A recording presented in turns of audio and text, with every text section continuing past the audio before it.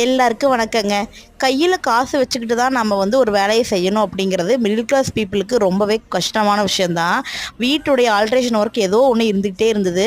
சரி இந்த கொஞ்சம் பணம் வர்றப்போ கொஞ்சமாக செய்யலாம் அப்படின்ட்டு இந்த செட்டும் கீழே போர்ட்டிக்கோல ஒரு சின்ன ஆல்ட்ரேஷன் ஒர்க்கும் பண்ணோம். இது பண்ணினதுனால பார்த்திங்கன்னா மேலே ஃபுல் டஸ்ட்டாக இருந்துச்சுங்க.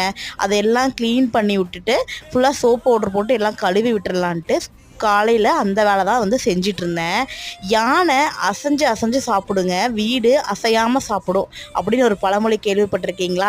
வீடுன்னு இருந்தால் ஏதோ ஒரு வேலை வந்துக்கிட்டே தான் இருக்கும். வீட்டில் எவ்வளோ செஞ்சாலும் அந்த வேலை வந்து நமக்கு பத்தாது, செஞ்சுக்கிட்டே இருக்கலாம்.